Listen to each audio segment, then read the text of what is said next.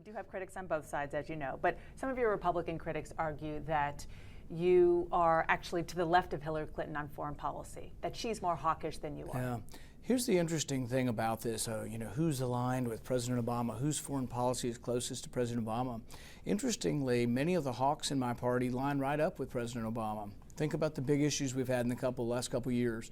The war that Hillary prominently promoted in Libya. Many of the hawks in my party were right there with her. Their only difference was in degrees. They wanted to go into Libya as well. They just always want boots on the ground. Some of the hawks in my party, you can't find a place on the globe they don't want boots on the ground. But that's their point, that you're to the left of all them. No, my point is that they are actually agreeing with Hillary Clinton and agreeing with President Obama that the war in Libya was a good idea. I'm not agreeing with either one of them. They're over here both for war.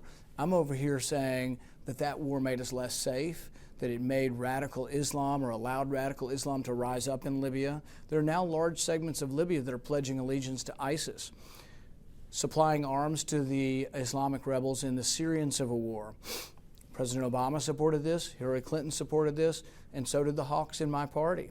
Only they differed only on degrees. I didn't support the arming of the Syrian rebels because I felt like it would make al-Qaeda and ISIS worse. I didn't support the bombing of Assad. President Obama supported the bombing of Assad.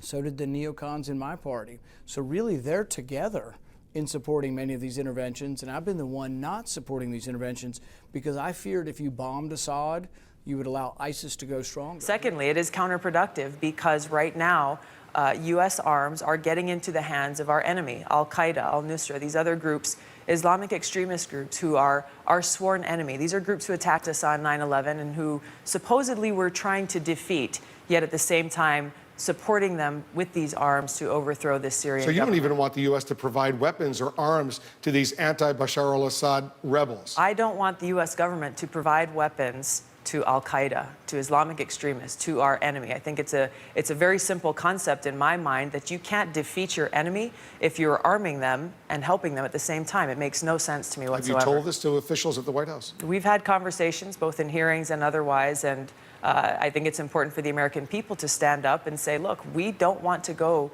and do what happened in Iraq with Saddam Hussein, do what happened in Libya with Gaddafi, because these are countries that have fallen into chaos and that have been taken over by these terrorists because of the actions that the United States and others took. Senator Ball, I want to go back to my initial question, which is you saying that ISIS grew stronger because of hawks in your party. And do you think that your own party, the people who you're describing, are responsible for the rise of ISIS? I think that if you believe in regime change, you're mistaken. In 2013, we put 600 tons of weapons, us, Saudi Arabia, and Qatar, into the war against Assad.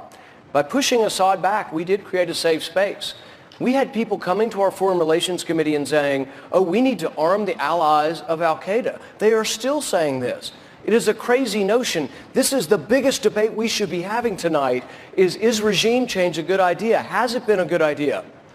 There are still people, the majority on the stage, they want to topple Assad. And then there'll be chaos, and I think ISIS will then be in charge of Syria. Senator, we're going to talk about... I think it's important for leaders of the world, leaders here in the United States, to look at this issue, though, and say, okay, if you do in Syria what happened in Libya, what happened in Iraq, because the same things that are being said about Assad right now were said about Gaddafi. They were said about Saddam Hussein by those who were advocating for the U.S. to go in and intervene, to overthrow those regimes and those dictators.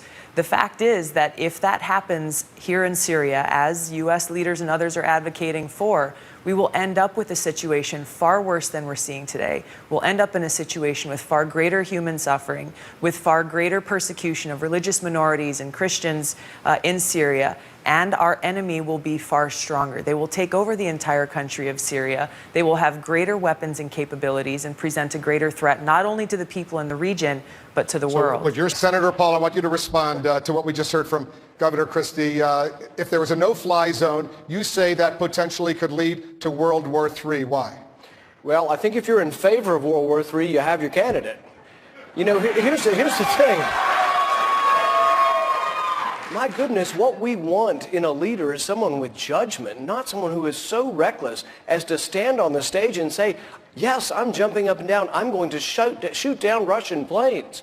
Russia already flies in that airspace. It may not be something we're in love with the fact that they're there, but they were invited by Iraq and by Syria to fly in that airspace.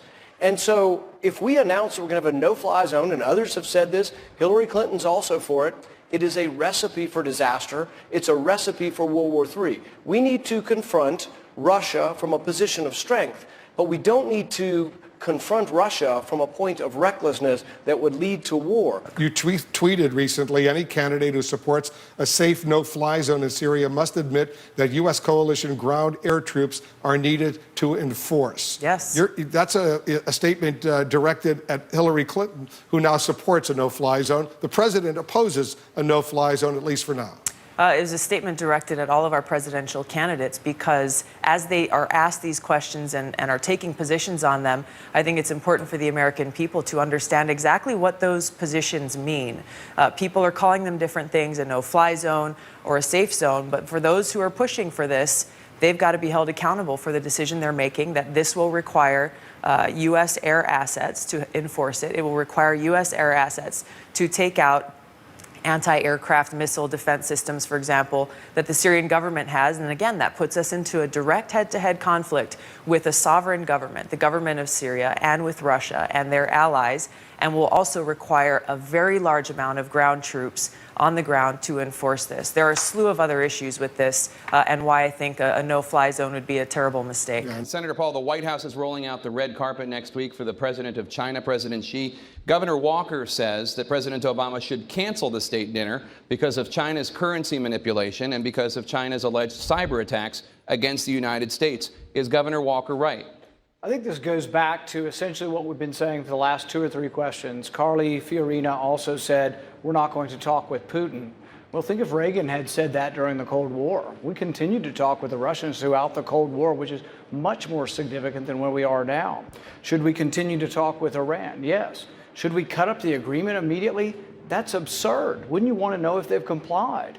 Now, I'm going to vote against the agreement because I don't think there's significant leverage. But it doesn't mean that I would immediately not look at the agreement and cut it up without looking to see whether Iran is complying. The same goes with China. I don't think we need to be rash. I don't think we need to be reckless. And I think we need to leave lines of communication open.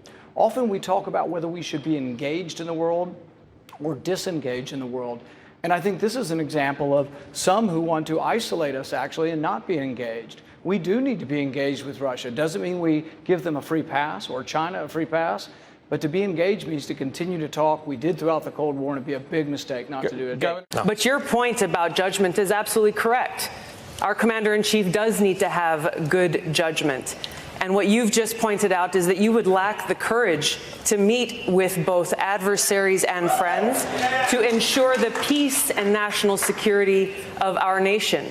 I take the example of those leaders who have come before us, leaders like JFK, who met with Khrushchev, like Roosevelt, who met with Stalin, like Donald Trump, Reagan, who met and worked with Gorbachev. These issues of national security are incredibly important.